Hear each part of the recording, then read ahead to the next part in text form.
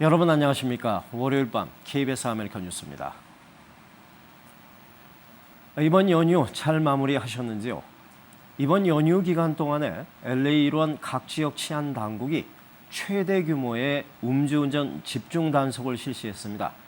그런데 이 기간 동안 캘리포니아 전역에서 1,000명 이상이 체포됐습니다. 윤범수 기자가 보도합니다. 캘리포니아 고속도로 순찰대 CHP는 더 맥시멈 인포스먼트 최대 단속 기간 동안 주 전역에서 모두 37명의 교통사고 사망자가 발생했다고 밝혔습니다. 이는 45명의 사망자를 냈던 지난해보다 줄어든 수치입니다. 반면 음주운전 체포 건수는 상대적으로 더 늘어났습니다. 주 전역에서 모두 1,028명이 체포됐는데 이는 지난해 같은 기간 982명에 비해 46명이 더 늘어난 수치입니다. 각 지역 치안당국이 올 연말 강력한 단속을 천명했던 만큼 그 결과가 사망자 수 감소와 단속 체포 증가에 반영된 것으로 풀이됩니다. 지역적으로 LA 카운티에서는 모두 8명이 교통사고로 숨졌고 242명이 음주운전으로 체포됐습니다. 사망자 수는 지난해보다 소폭 늘었지만 음주운전 체포 건수는 지난해 166건에 비해 크게 늘어났습니다. 이번 단속은 연휴가 시작됐던 지난 수요일 저녁 6시부터 시작해 연휴 마지막 날인 어젯밤 11시 59분까지 캘리포니아 주 전역의 프리웨이에서 발생한 사고와 단속을 집계한 것입니다. 현재 CHP를 비롯해 LAPD와 셰리프 등 각 지역 치안당국은 올 연말까지 각종 음주운전과 과속, 운전 중 휴대폰 사용과 안전벨트 미착용 등에 대해 집중적으로 단속을 이어나간다는 방침입니다. KBS 뉴스 윤범수입니다. 오늘부터 뉴욕시에서 영업하는 일정 규모 이상의 음식점들은 하루 권장량이 넘는 고염분이 들어간 메뉴에 경고 그림을 표시해야 합니다.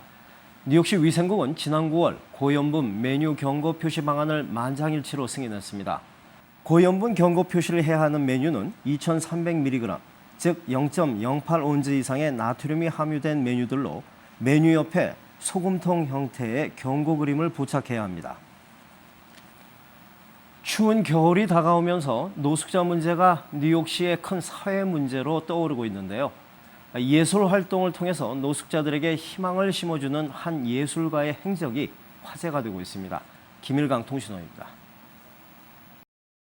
그림을 그리는 데 열중인 이 남자는 지난 10년간 노숙자 생활을 했습니다. 그림을 그리기 시작하면서 새로운 삶의 희망을 갖게 됐습니다. Homeless life is very hard. It's harsh out there, inclement weather, dangerous people.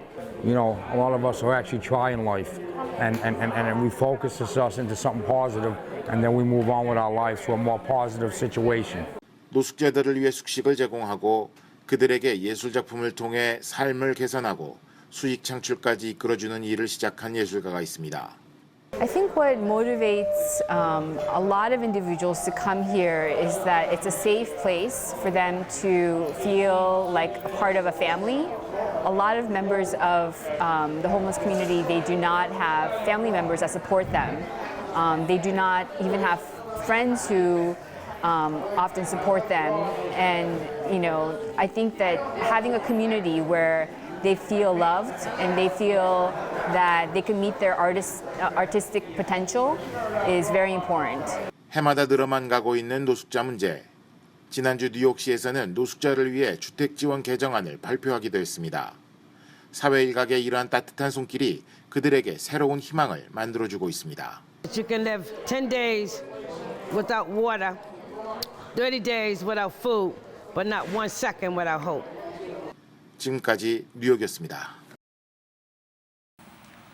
프랑스 파리의 유엔 기후변화 협약 당사국 총회에 참석 중인 오바마 대통령이 지구온난화를 막기 위해서 세계 각국의 적극적인 노력이 시급히 필요하다고 강조했습니다. 특히 저개발 국가들이 청정 에너지를 사용할 수 있도록 이를 지원해서 탄소 배출량을 감소시켜야 한다고 거듭 강조했습니다. 노승욱 기자의 보도입니다. 오바마 대통령이 제21차 유엔 기후변화협약 당사국 총회에서 지구온난화를 막기 위한 활동에 적극적으로 동참해줄 것을 세계 각국 정상들에게 강력히 촉구했습니다. 화석 연료 사용을 줄이고 온난화를 제한하는 조치가 각국별로 긴급히 이루어져야 한다고 강조합니다. So our task here in Paris is to turn these achievements into an enduring framework for human progress. Not a stopgap solution, but a long-term strategy that gives the world confidence in a low-carbon future. 또한 저개발 국가들이 청정 에너지 사용을 늘릴 수 있도록 지원해야 하며 이에 대해 모두가 공감할 수 있는 투명한 합의가 전제돼야 한다고 강조했습니다. 반기문 사무총장은 다음 세대 번영을 위해서 이번 총회가 지구를 살리는 전환점이 돼야 한다고 말했습니다. We need the world to know that we are headed to a low emissions, climate resilient future and there is no going back. 산업화 이후 상승 중인 지구 평균 기온을 산업화 이전에 비해 섭씨 2도 이내로 억제하는 것이 목표입니다. 이에 미국은 2025년까지 온실가스 배출량을 2005년 대비 최대 28%까지 감축한다는 계획입니다. KBS 뉴스 노승욱입니다.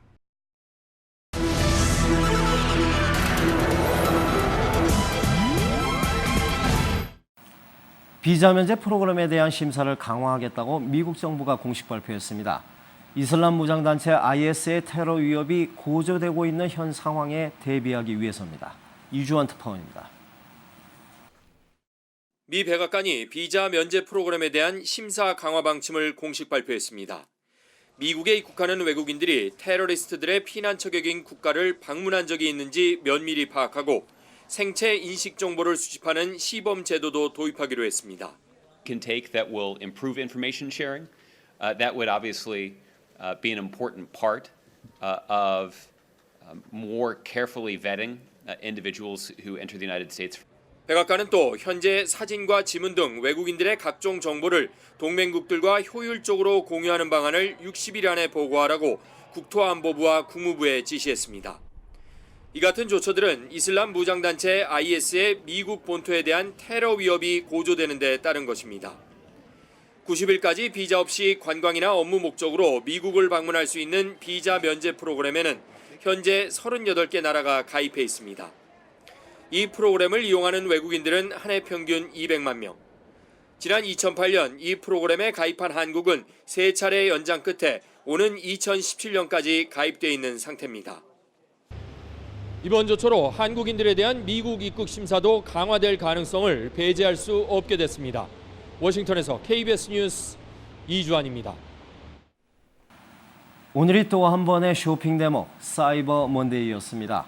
온라인 시장 쇼핑 열기가 오프라인을 능가하면서 유통시장에서 승부는 끝났다. 이런 평가가 나왔습니다. 박태서 특파원입니다. 지난주 블랙 프라이데이에 이어 오늘은 사이버 먼데이입니다. 유통업체들이 온라인 공간에서 펼치는 파격적인 할인 행사입니다. 올해로 10년째인 사이버 먼데이는 단 한 번 예외 없이 큰 폭의 성장세를 거듭해 왔습니다. In 2014, it was the biggest online shopping day ever. But this year, experts say sales could reach a whopping $3 billion.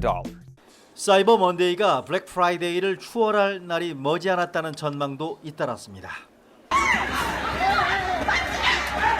지난주 블랙 프라이데이는 이처럼 일부 지역에서 상품 쟁탈전이 벌어지긴 했지만 전체적인 쇼핑 열기는 예년만 못했습니다.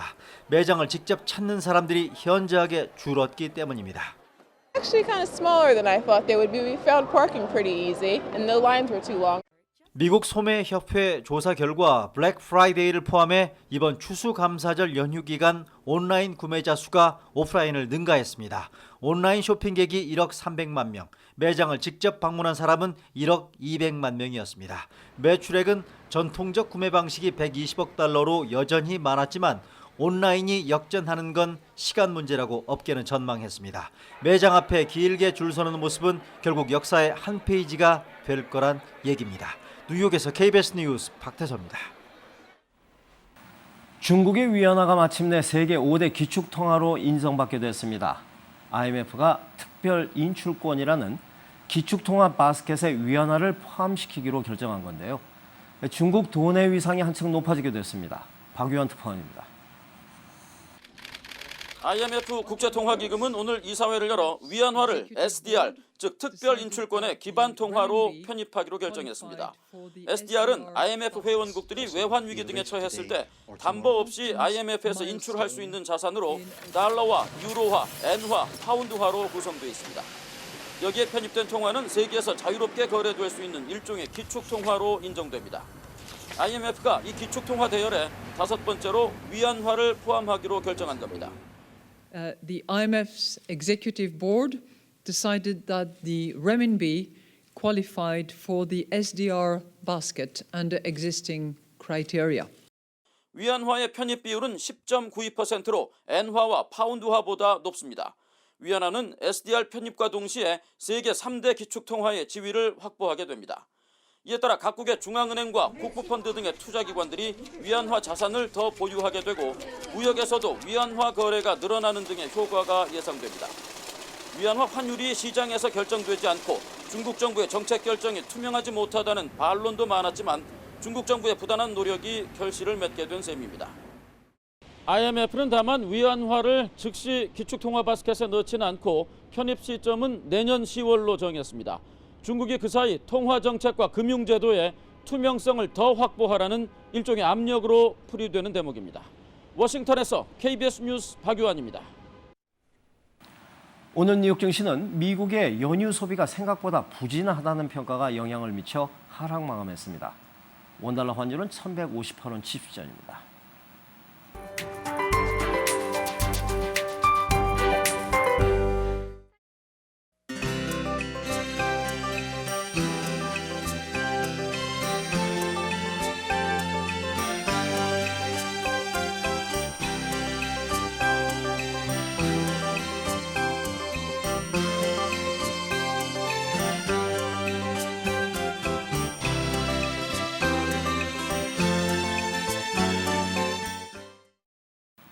월요일 밤 KBS 아메리카 뉴스를 마칩니다. 시청해주신 여러분 고맙습니다.